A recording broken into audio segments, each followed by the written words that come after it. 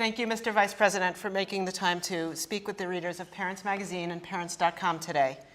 I'm Michael Kress, and I'm the executive editor of Parents.com. The question of how to reduce gun violence and how to keep our kids safe is at the top of all of our minds. We asked our readers to submit questions on Facebook, and it's clear from what they posted that they, like Americans as a whole, disagree sharply about how to achieve that goal of keeping our kids safe. I'd like to ask you just a few of the great questions that were asked on Facebook. The first question comes from Mary Metzger-Nadal. She asks, if you could enact only one single law or regulation in regard to gun control, what do you believe would be the most effective one? Mary, I don't think there's any one law that would be most effective. I think from the outset I pointed out this is a complicated issue and there's a multitask we have here to keep our children and our society safer. That includes background checks to keep guns out of the hands of people who under the law are not entitled to own them, whether they're convicted felons or whether they're fugitives from justice or whether they are people who are convicted of spousal assault, etc., and people with adjudicated mental illnesses that disqualify them. Also, there's a need for us to deal with gun safety in the home. It's only rational. Having raised children, and Mary, you probably, if you read Parents Magazine, my guess is you have children or planning on having children. You want to know that guns are kept safely out of the reach of children. You keep the cookies on the second shelf so they can't reach in and grab them all the time. People should not be in a position where their children have access to weapons and ammunition. Thirdly, there is a need for us to make sure that we, in my view, when talking to police officers, they say they are being outgunned in the street, and something needs to be done by these high caliber weapons with magazines that hold multiple rounds that are referred to quite often as assault weapons, and they need help. They're literally outgunned. We also need to deal with the whole mental health aspect of this issue. Parents who have children or people who need help and they know they need some help are often unable to get it because it's either not affordable or not available to them. And there is a probability that some of the god-awful things we've seen could be avoided. For example, there are close to 20,000 people who commit suicide by the use of a gun. Who knows whether or not, if there are greater mental health resources available, a lot of those lives may be saved.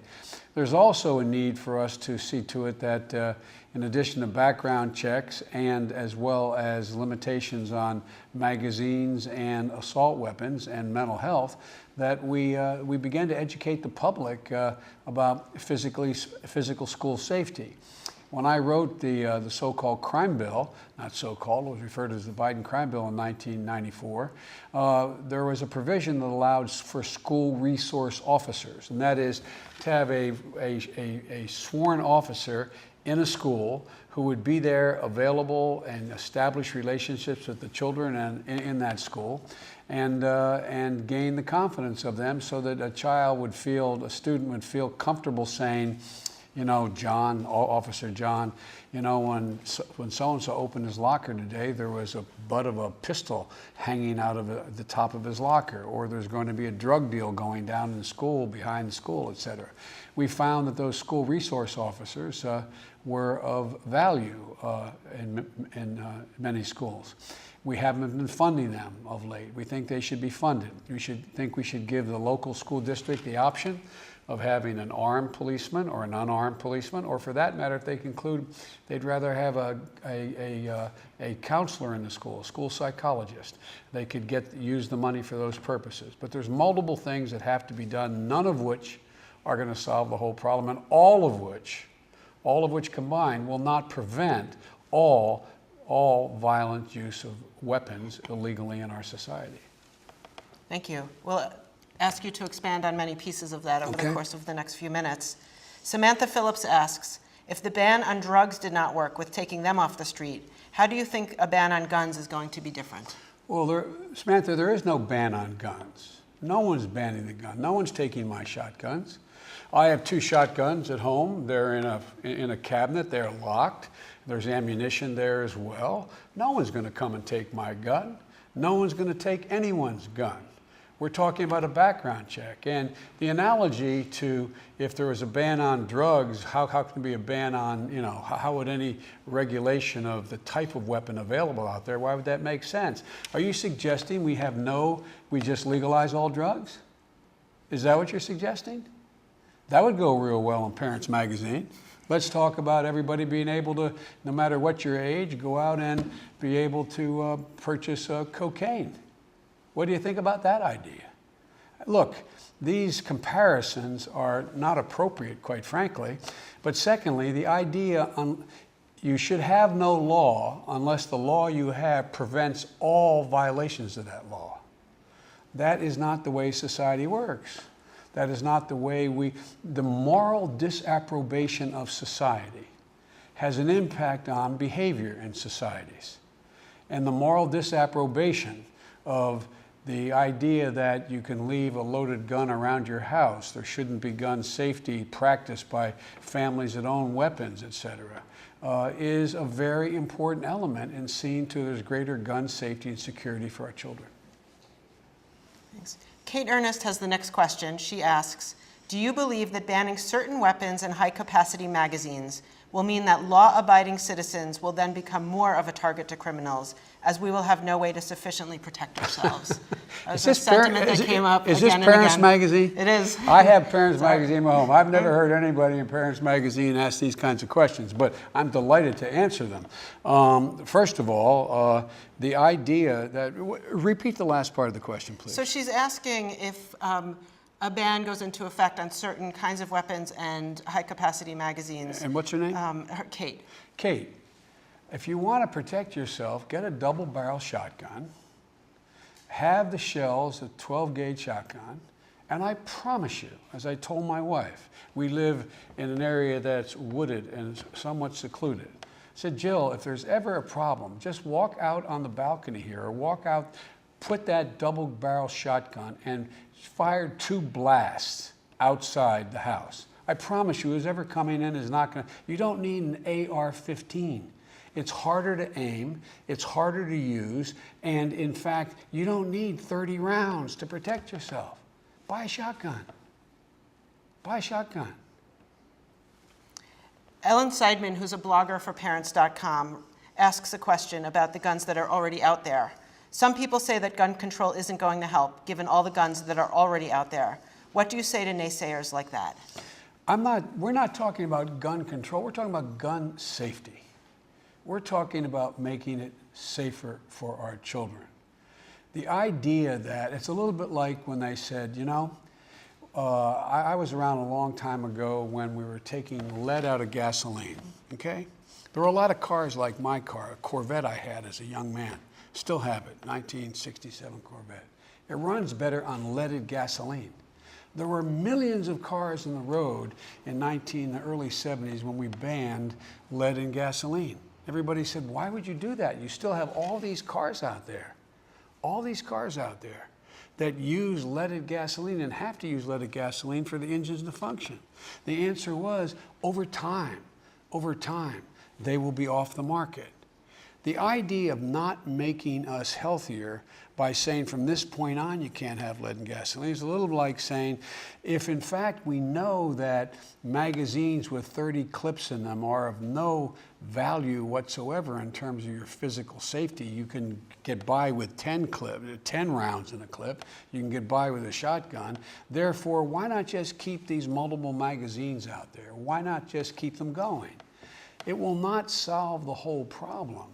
But the truth of the matter is we shouldn't continue to make mistakes if we in fact acknowledge, if we think that having that young man who was in the movie theater in Colorado having a shell case, that a magazine that could hold 100 rounds.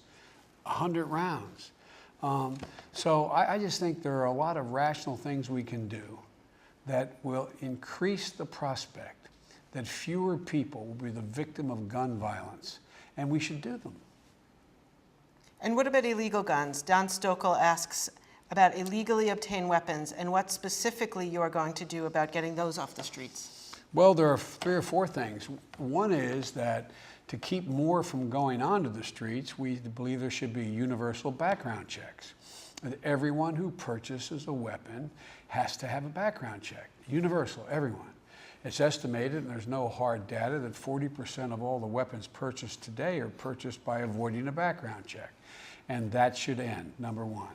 Number two, we think that, in fact, there should be a national gun trafficking legislation. When you go to your local police officer, your local police chief in the town you live in, big or small, and he will tell you the vast majority of the weapons recovered at a crime scene are either stolen weapons and or they have been illegally, they've been, quote, lost or stolen. Well, one of the things we think should be required is everyone who loses a weapon should be required to report it, that they lost the weapon, or that, in fact, their weapon was stolen. They should say they was stolen, helping the police be able to trace the gun found at a crime scene to get to the criminal by following through with the serial number that from the manufacturer that exists already in the law to determine who had possession of that gun, who committed the crime. And so there's a number of things in a federal gun trafficking law that will help us deal with these stolen and lost weapons that are the ones used by and acquired by criminals.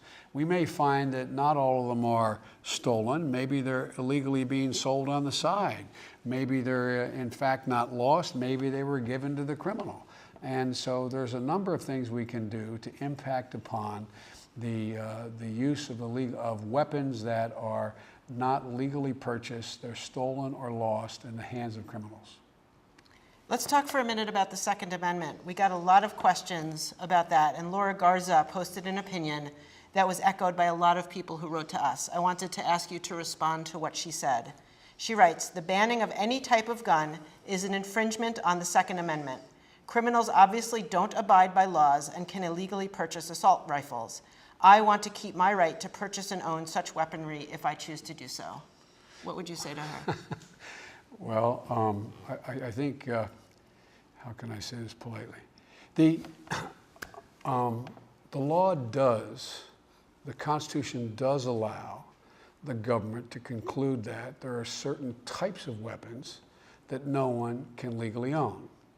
Now, if that were not the case, then you should be able to go buy a flamethrower that the military has. You should be able to go, if you're a billionaire, buy an F-15 loaded with ordnance. You should be able to buy an M1 tank. You should be able to buy a machine gun. You should be able to buy a grenade launcher. And you can't do those things. So if you acknowledge that it's within the scope of the government for the public safety under the Second Amendment to limit certain types of weapons you cannot possess, then the question comes down to what is the effect on your individual right to own a weapon if the government says there are certain weapons that are characterized, and the police are concerned about them, called assault weapons that can fire 30 rounds of high caliber bullets and have the features of folding stock. They have the features of an assault weapon used by the military.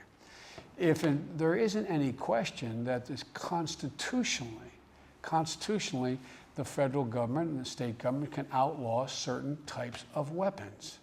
Now the question is, what is the balance between you being able to have the right to defend yourself and the right to engage in sporting activities that in fact are totally legitimate and legal, and the kind of weapon that is outlawed? The fact of the matter is that those AR-15s, for example, like the weapon used by a young man up in killing those 20 innocent, beautiful little babies up in Newtown, that weapon is not necessary for your self-defense. You could defend yourself as easily if you had a weapon that had 10 rounds in it instead of 20 or 30, whatever number is it's not been made public yet, but multiple rounds. You can also defend yourself, and nobody goes out, and most sportsmen don't have a magazine with 30 rounds in it when they go deer hunting. As one sportsman said to me, if you can't get the deer in a second or third shot, you shouldn't be out there hunting deer. So the question is, what's the balance? What can we do that would not prevent you from exercising every right you have to defend yourself, and at the same time engage in recreation or hunting or sporting activities that would not be limited by the elimination of that particular weapon. That's the balance. We can argue about where that balance is, but there isn't any argument that the government can in fact impact on that balance. On the other hand, Rob Floyd asks, is there some way we can amend the Second Amendment to bring it into modern times? These assault weapons and oversized ammo clips have only one purpose: rapid-fire killing. You don't have to amend the Second Amendment to be able to eliminate assault weapons and limit the number of shells, bullets, excuse me, in a magazine, a clip as they call it. Right. And I don't think we should amend the Second Amendment. Many of our users asked about the example that are set by Chicago and some about Connecticut, where they do have some strict gun laws. Jessica Fork Popow, for instance, writes, Chicago has the strictest gun control laws in the country and is among the nation's leaders in murders and gun violence. Please explain how stricter gun control will prevent gun violence. No one city can be an oasis in the middle of the middle of otherwise what is a desert. In the major cities of New York and Chicago and Philadelphia, most of the guns recovered at the crime scene are those weapons that have come from, Indiana or Pennsylvania or wherever, not the city and not the state in which they have the strict gun laws.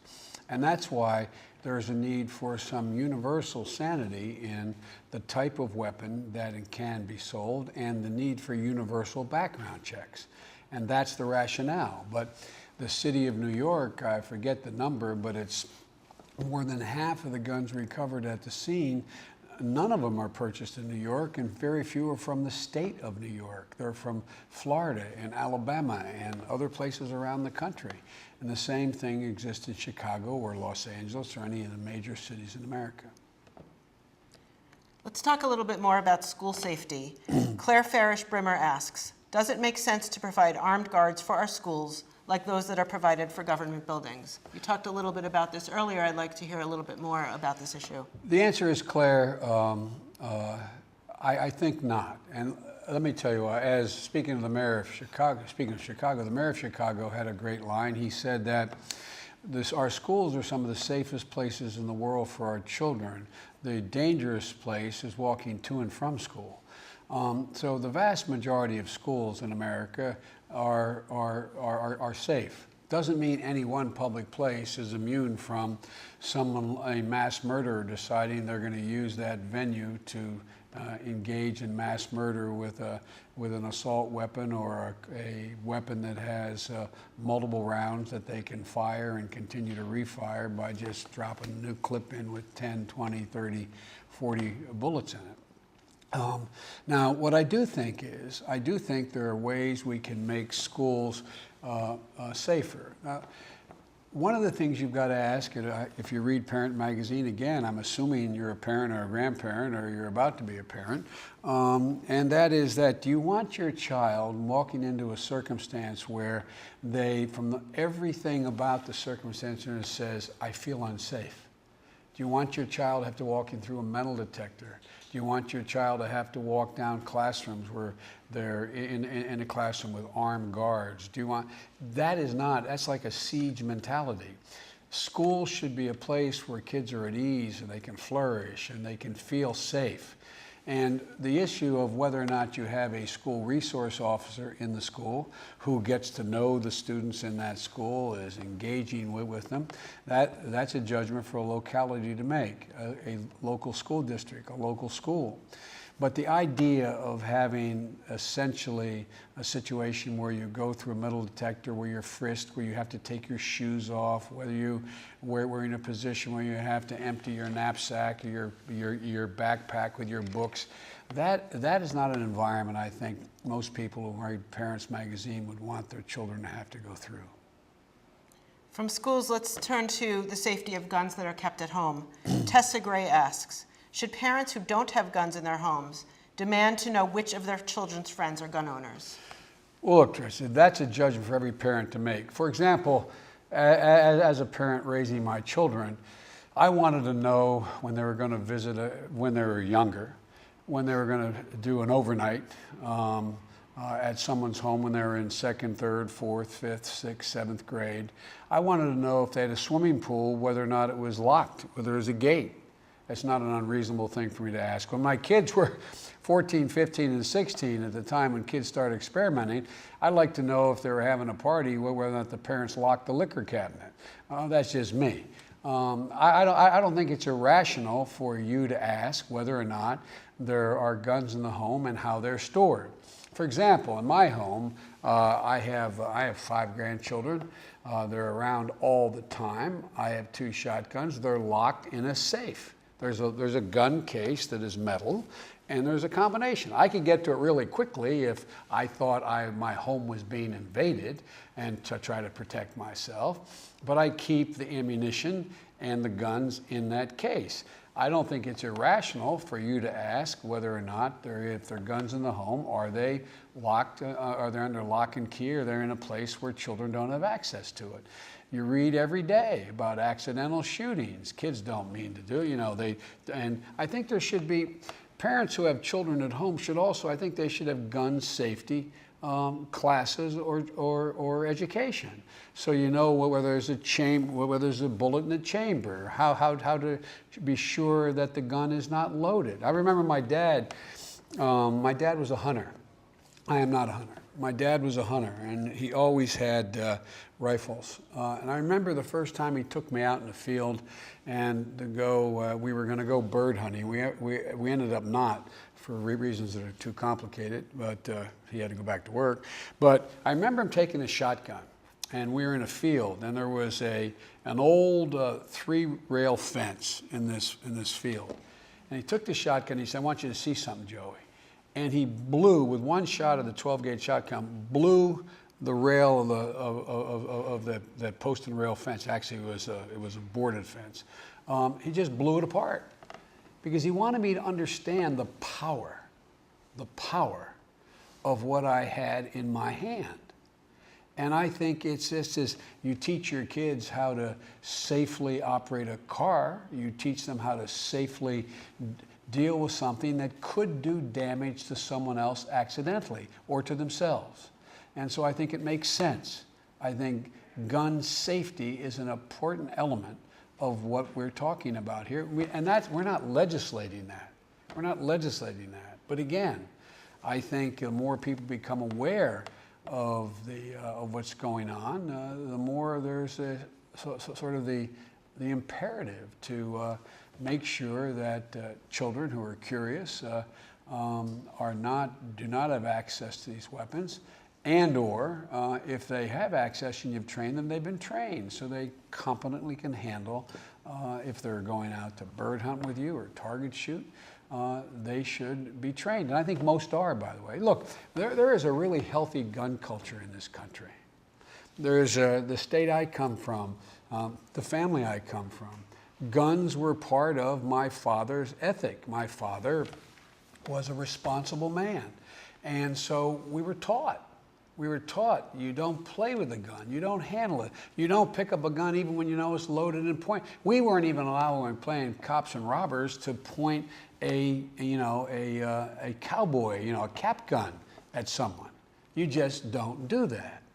And so there's certain basic things I think any family that owns a weapon, owns a gun, should be training their children about so that they don't accidentally get themselves in trouble.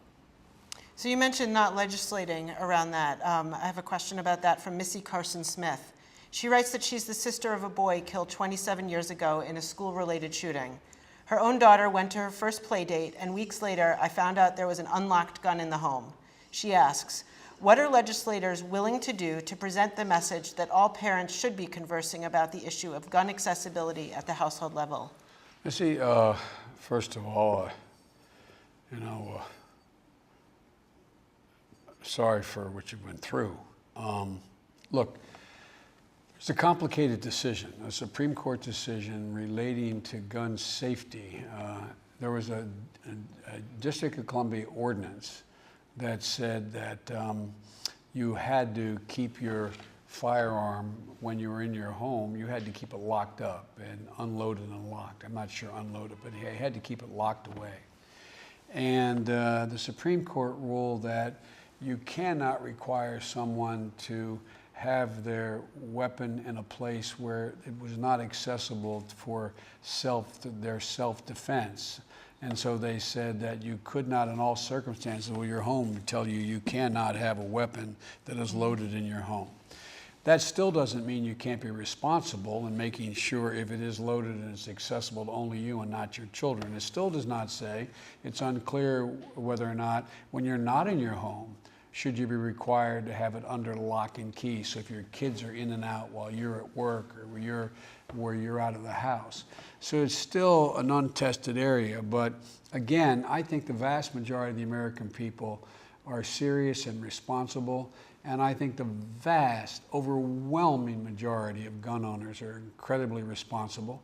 And in fact, keeping the weapon, keeping the gun out of the reach of children or strangers, is just common sense. And I think you're going to see some initiatives that are going to come along that are going to try to find out the limits of that DC case. And I think there is room that people will be able to legislate, the District of Columbia and other places, to increase the prospects that a loaded weapon is not within the reach of a stranger or a family member who is not competent to use it.